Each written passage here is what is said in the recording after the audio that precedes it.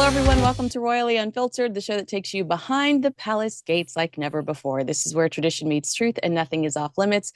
This week, helping me tackle all the biggest headlines is royal author Robert Jobson and former press secretary to the late Queen Elizabeth II and King Charles III, Dickie Arbiter. Dickie, we had some sad news over the last few weeks. Aren't you? Because the last time I spoke to you, we were actually teasing the idea of King Charles meeting with the Pope. Briefly, like right after we talked, it was announced that they were going to postpone that meeting. Then there was a secret meeting. How relieved do you think King Charles and Queen Camilla are that they had that moment with the Pope, that they did have their secret meeting with him? I believe they were very relieved. You've got to remember that the King had met the Pope in 2017 for the first time. He and the Queen, when they were, he was Prince of Wales, she was Duchess of Cornwall. The King met him again in 2019 at the canonization of the former Archbishop of Westminster, Cardinal Basil Hume. And so he was very much looking forward to this visit. But the Pope at the time was indisposed, and that particular part of the visit to Italy and state visit to the Holy See had to be postponed. But I think they worked hard behind the scenes. The Pope was out of hospital. He was improving. And they saw a window where the King and Queen could go and see the Pope. And I think that really was part of the highlight of their whole Italian visit. And it was very sad that a few days later that he was no longer with us. And he won't be going to the funeral. Prince William will be going, which is pretty normal. The late Queen set the precedent that the sovereign doesn't go to funerals, but the heir to the throne does. But it was a good visit by the King and Queen, and they were very pleased by it. Absolutely. Robert Jobson, in a statement, the King shared that while they are deeply saddened by the loss, their grief is somewhat eased knowing the Pope was able to deliver an Easter message to the world shortly before his passing.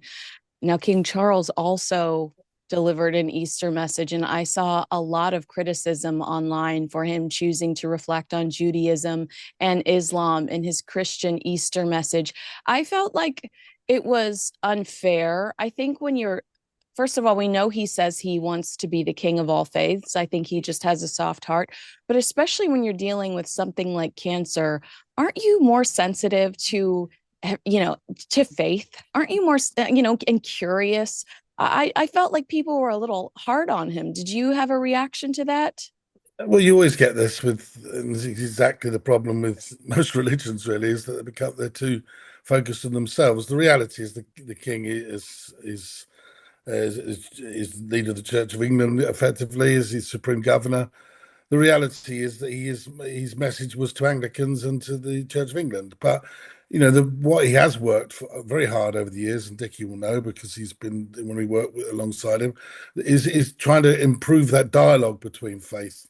I mean, he was going to be, was swear an oath to say that he was going to be, all faiths, but that didn't happen. He's Supreme Governor of the Church of England.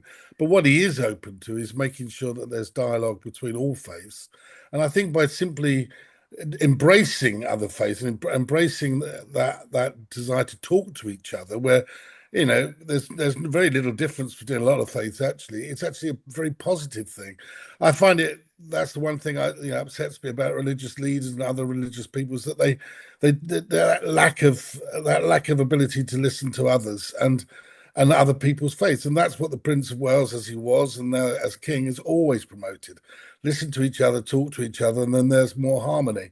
I think really that those people are criticizing him for sending a message to, after all, the people that are who he is king of. There are Jews, there are many Muslims, there are many Hindus, many other faiths that he is king of. And all he's doing is trying to embrace those and incorporate those into his message. Didn't think there's anything wrong with that at all. I just want to add something to what Rob says. He's absolutely right. You've got to remember that the king is the king of the United Kingdom. The United Kingdom is multi-faith, multicultural, multi-ethnicity, and therefore he embraces them all. It's no good. Yes, he is Supreme Governor of the Church of England.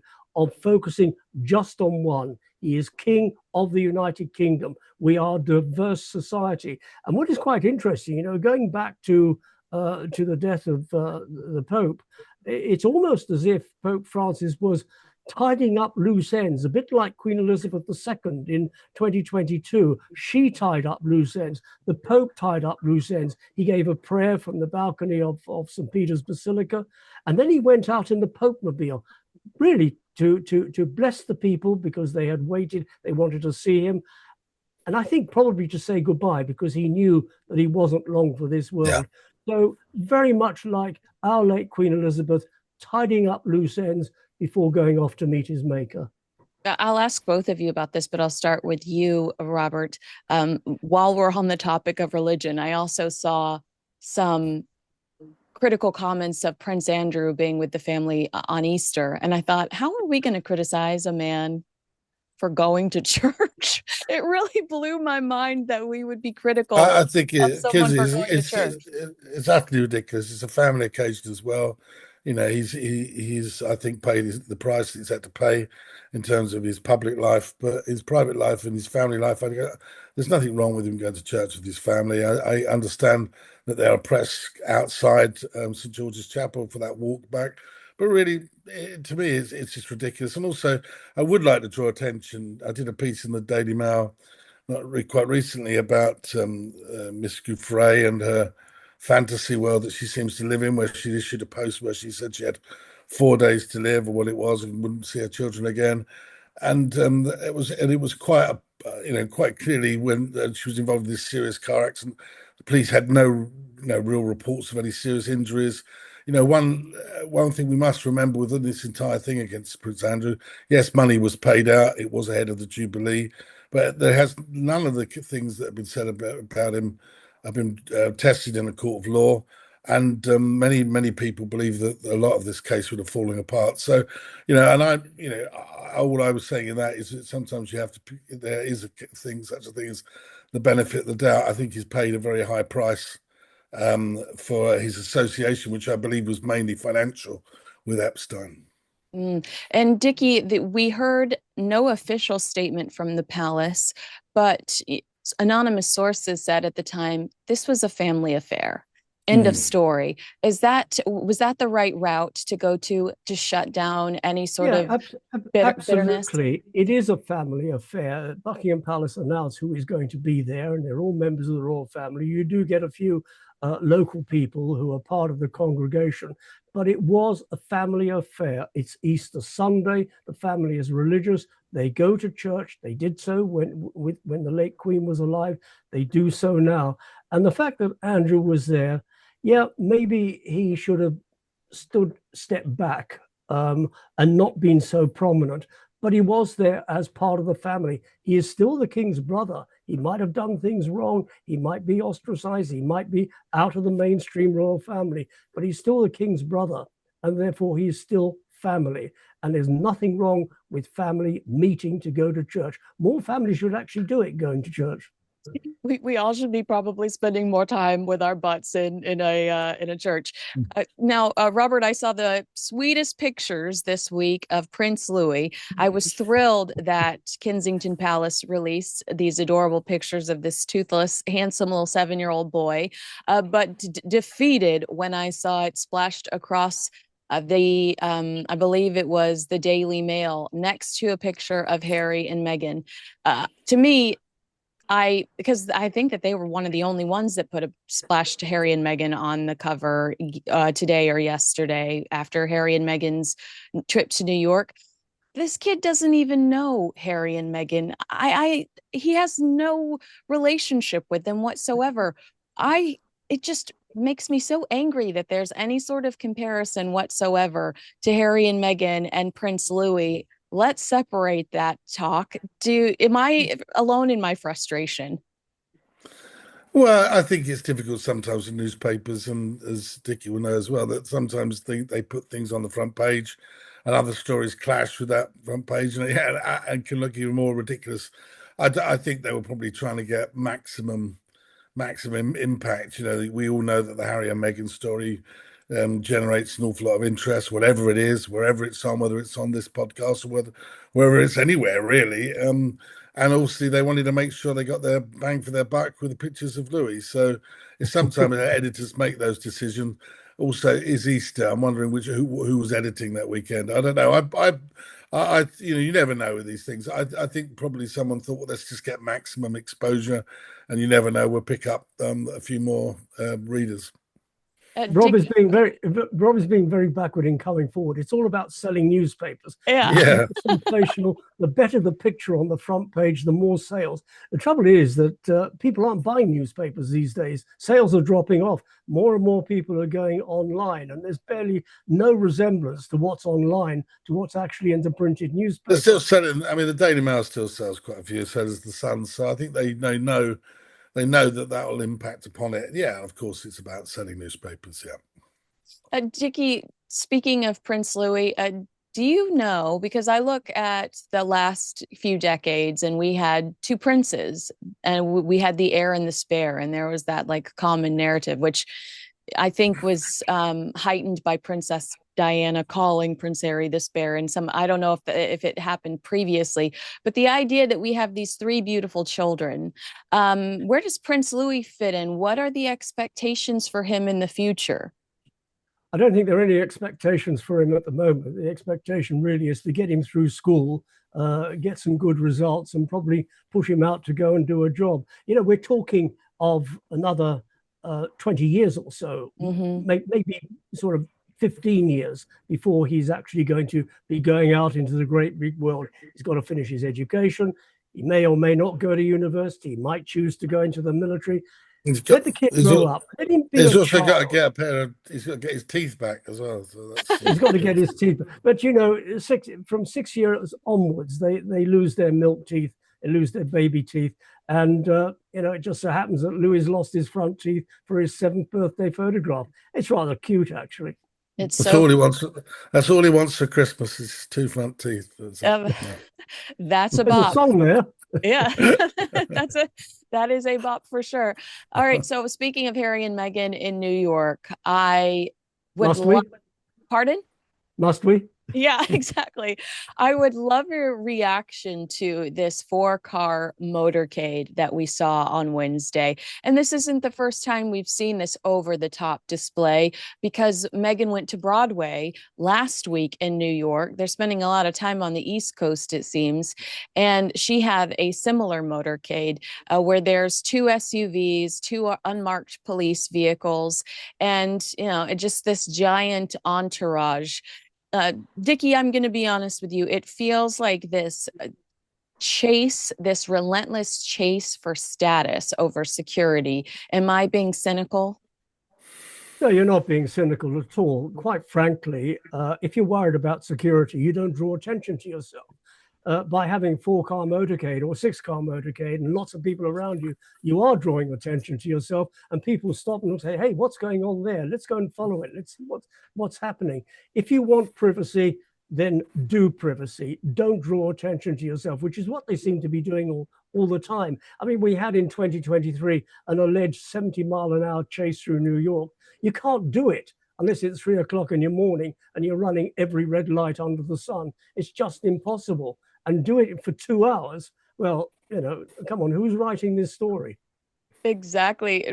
Robert, what do you think when you see those headlines or you see those images of them with such a huge entourage? It feels like they're playing a role. It feels like they're trying to be something that they're not. I think you're right, Kinsey. I think but the reality here is this is a couple that's obsessed with this. I mean, they're obsessed to the point where taking the British government to court, and obsessed to the point where we're now getting information of secret stories or secret threats against him, which if there were there would be better if for his own security and for everybody else's if that remained private, but he obviously wants to get it out in the public domain, and try to build up the situation. So I think any time that you have more than 4 in a motorcade, anyone thinks it's presidential. So I do think it is utterly preposterous what they're doing. I think that we've had a lot of staged situations haven't we? I mean, that so-called car chase through New York really was a moment when a lot of New Yorkers thought, what on earth are they talking about? You just can't, that can't happen, and didn't happen. And a lot of people lost faith with them then. And I think that whole situation at the court in London where there was an incident, it was all made dramatic. This is all part of an underlying narrative with Harry and with Meghan, where it's all about just trying to raise people's interest in them and to try to get them on the front pages in some way. Actually, generally, people aren't interested in what they're doing. Yeah. And yet they're trying to generate this interest. I guess they are trying to generate it, but I do think, I mean, I still think there are people that are interested, Dickie. It's probably just that a lot of people in this country are less interested than they used to be, that's all. Well, Dickie, how does Meghan end up at a Time 100 business summit talking about being an entrepreneur with a brand that's 2 months old and has no credibility whatsoever? Well, you better ask them how she ends up there with Time 100. They seem to be choosing all sorts of people. If you go back over the years, I mean, I'm not exactly living in a cave, but when I look at the 100 in 2023 and 22 and 24, I probably know about 5 names on that list. The rest of them, who are they? And quite frankly, Meghan on the list for 2025. Well, she's desperate to be on any list, desperate to be noticed, desperate to be able also to make a speech. the magazines and people organising these events want some sort of names just to generate some sort of controversy, so people like us are discussing it. And they do that because it then gives them the mention of the Time 100, etc. So it's all part of that, really. They know that they'll bring publicity, whether it's good, bad, or indifferent, to their event. And most of these events, frankly, are about them, paying for the event and giving out awards to people, as Dickie was saying, that no one's even ever heard of. But the reality is, it's all about promoting the actual sponsor. Yeah, Blake Lively on the list really is what threw me off. Like one of the most controversial figures today is considered one of the most influential. That's odd. Can we talk about one of the things Meghan said? You're not on the list. Why aren't you on the list? I guess I have to be a bad girl. I'm not naughty enough. One of the things Meghan said while she was on the stage was she admitted to making some mistakes amid the backlash for, as ever, 1, 2, 3, lost count. But she was basically talking about American Riviera Orchard and how that name didn't work out. Dickie, what is the sense that you get when you discuss this with other people? I don't think we care about her packaging or we care about what the title of her brand is. I think we want her to acknowledge a very specific mistake, and that was making the Queen's life a living hell towards the end of absolutely. it. I mean, we don't care about packaging. You're absolutely right. I mean, they made the royals and the late Queen a living hell with the Oprah interview, with the 6 hours of Netflix, with Spare, you name it. They did it. And quite frankly, they need to apologize. They keep saying that they're owed an apology. They're not owed an apology. They're the ones that left. They're the ones that wanted to go. They went to Canada. They ended up in California. They wanted to make a new life. They wanted to be independent. Well, they're not doing very well at being independent. They've got a massive deal with Netflix, might well come to an end. They lost Spotify. They're not being terribly successful with all the other avenues that they're pursuing. Yeah, Harry made a lot of money on his book, but you look at the latest stuff that Meghan's been doing. Very critical, and people have been quite critical of what she's doing. She's desperate to be noticed. She's desperate to want to succeed. Sit down and think about what you want to do. Talk to people who give you proper advice, not the sort of people that you're paying to tell you what you want to hear. And if you don't want to hear it, then you go ahead and do what you want to do anyway. They need advice. I don't think whatever advice they're being given, they're taking, and they're not listening. Yeah, I mean, that's the point, Dickie. They may well have had good advice, but we know the way Harry and Meghan behave is they don't listen to anybody else. They think they know best, and they've made their mistakes. And when it's time to blame someone else for it, I'm sure that's what happens. But look, I think that they've had their chance. If they'd gone away to have a private life in California, they had plenty of money. Harry had inherited plenty of money. He wouldn't have needed the level of security he claims he needs if he basically led a more quiet life out of the spotlight. But they decided to throw appalling accusations and claims against the royal family. They decided to destroy the reputation or to attempt to destroy the reputation of his brother. They attacked Catherine. They attacked the king. They attacked Camilla, and that's how they were making their money. I don't think anybody will be very warm to them about what they did. I don't think there's any way back from it whatsoever. And I don't really believe that making a few pots of jam or doing what they're doing is going to in any way enable them to live the lifestyle they're living at the moment. They need to take a good long look at themselves and actually probably readdress exactly what they want out of life. Because when you've trashed your family, upset your grandfather just before he died, really made your grandmother's, who's been an iconic figure for the 20th century, her life of misery and dealing with things like that, simply not acceptable. I think the best thing he could do is just with his wife, is to live a more quiet life. Then they wouldn't need all this security. They wouldn't need all this fortunes that they're spending. And what is it all about anyway? They wanted out. They wanted a private life. Live a private life in the quiet. Nobody will then, but it won't cost you a fortune to do that. But they don't. They want to put up an alternative to the royal family. When William and Catherine become king and queen, they want to be seen as the alternative to them. That, frankly, is not going to work. And they really need to sort of grow up and work out what they want out of their lives. Oh, well, Dickie, that just made that fear shot through my body when Robert said that they want to be the alternative to William and Catherine. Now, Robert said that's not going to work.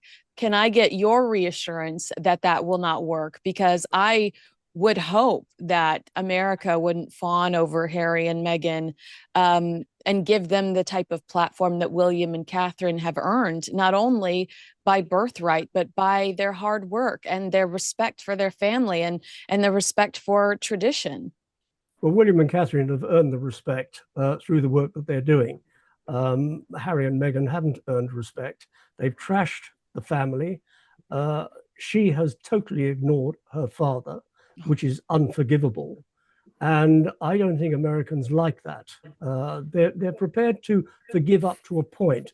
But when you start trashing your family or ignoring your family, particularly when your father is not well, and probably not long for this world, he has a heart condition, to make amends, to go and sort of throw an olive branch, to go there and see him.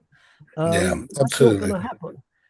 That should happen. And Americans are very much family oriented, and they're seeing family, Meghan, Archie, Lily, and Harry. That's the family they're seeing. Dora is on the sidelines, but they're not seeing a family that's working properly, a family that embraces everybody. It's all about me, me, me, me, me. And that is wrong. Yeah, and also the king is not well himself, as well as Meghan's father. He hasn't seen his grandchildren. They insisted on their grandchildren be called prince and princess, which I think should not have been allowed to happen. I just think it seems ridiculous. I think once they've chosen their route to be non-royal and not working royal, I don't think there's any need for the titles for the children.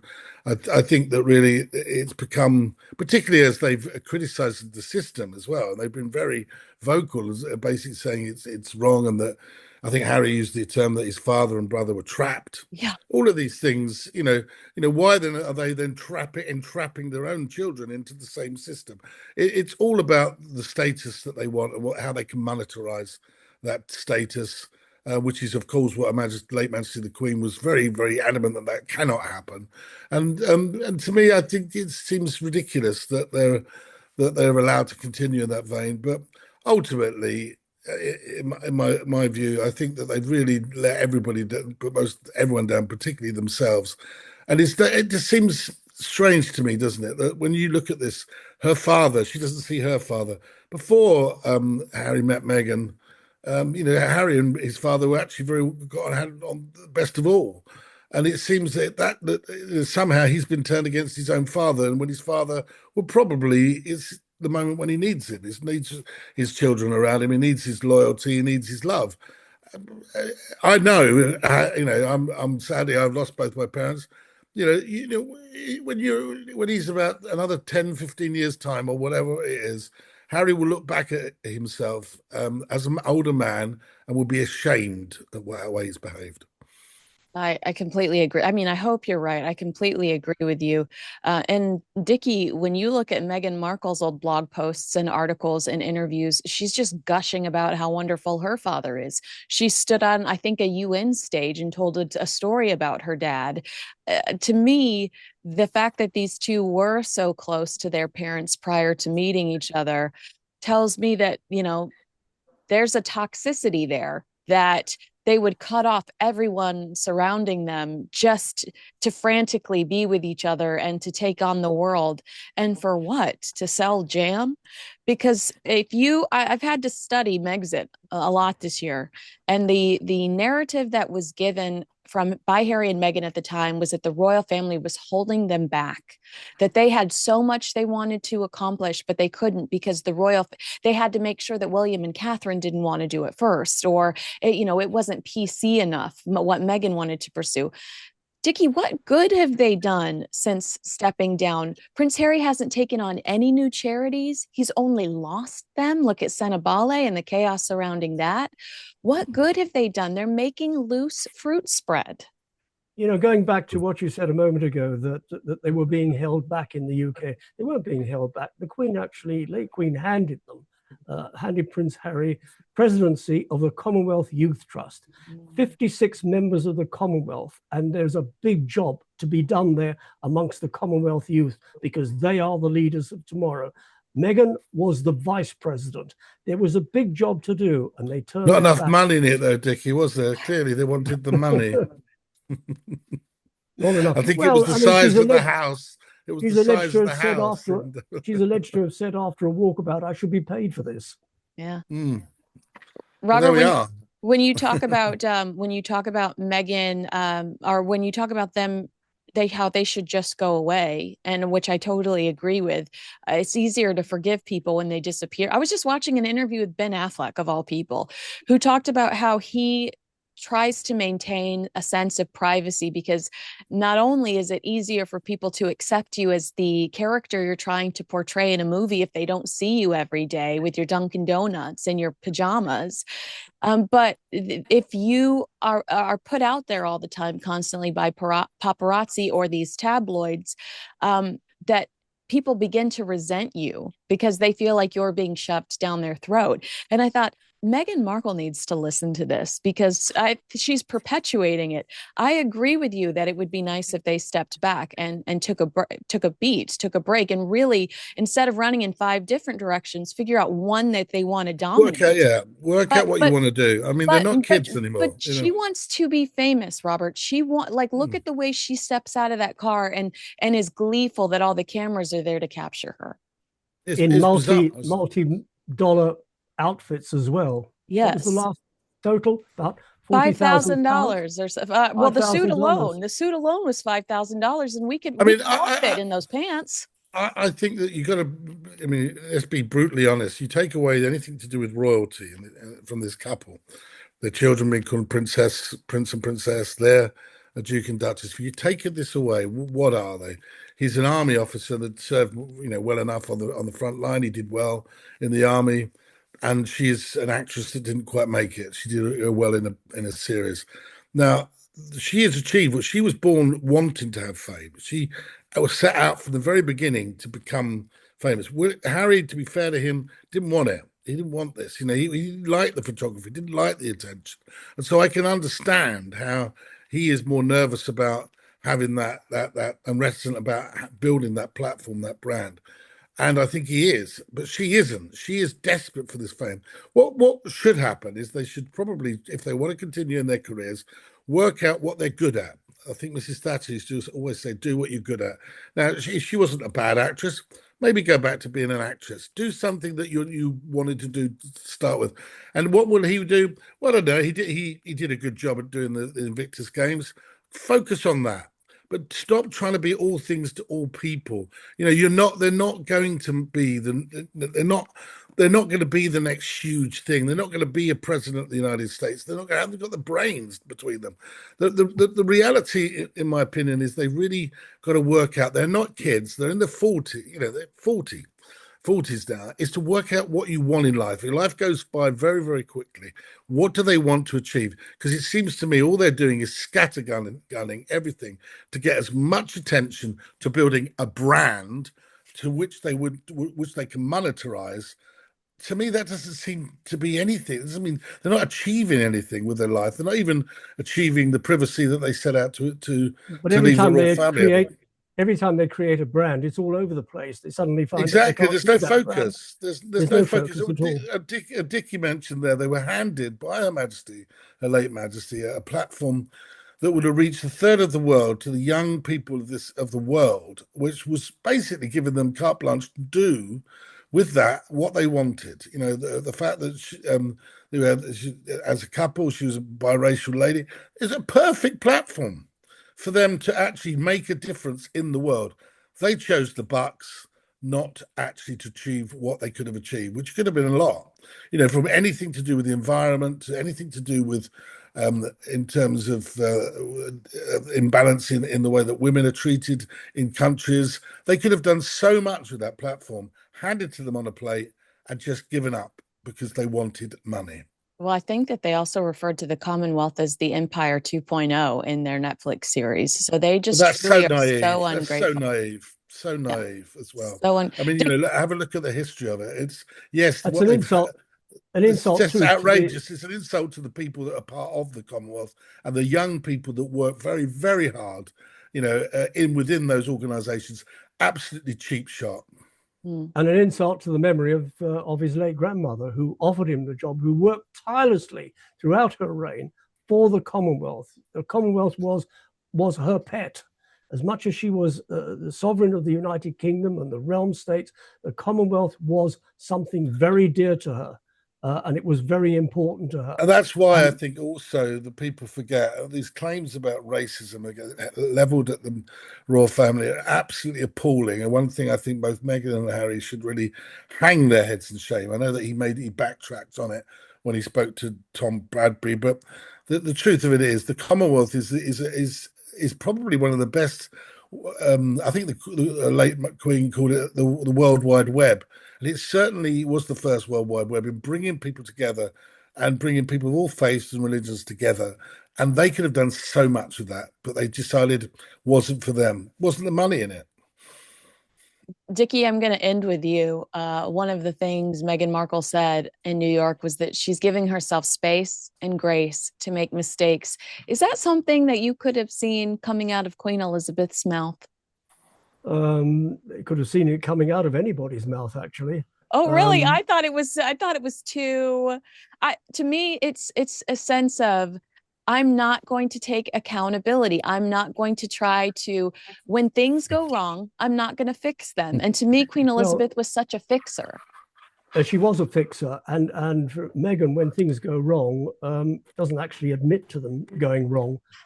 They go wrong. They go belly up, like some of the names that she chose to try and patent them, to find that somebody else has already beaten her to it.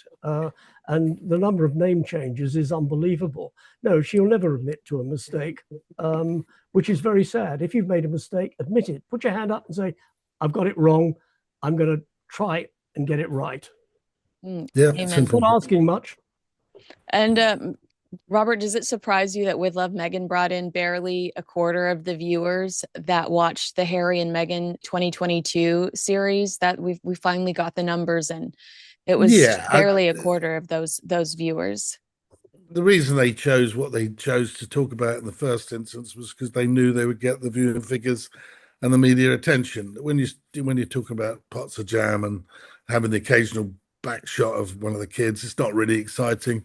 I think they've had their moment, actually, to be honest. I think they've I think it'll be a downhill for them from now on. In my opinion, I don't think they've got they haven't got the material, they haven't got the punch really to actually deliver anything. I mean, we've seen what they're delivering, and it's rather dull. Dickie, Like the is Duke that the and Duchess verdict? of Windsor Mark II. Yeah, oh, Yeah, it's a bit like that. Yeah, I mean, and if you remember with the Duke of Windsor, the former king, by the time it came to the coronation of the Queen Elizabeth, he was yesterday's man. He brought out an autobiography. Yeah, it sold okay, but he was yesterday's man. Everyone thought he was a sorry case. all right, that's the verdict. Harry and Meghan officially over. You heard it here first. Royal author Robert Jobson and former press secretary to the late Queen Elizabeth II and King Charles III, Dickie Arbiter. I love you both. Thank you so much for being here today. And Thanks, Kinsey. what a lively conversation we had. I really enjoyed you. Thank you. Nice to see you again.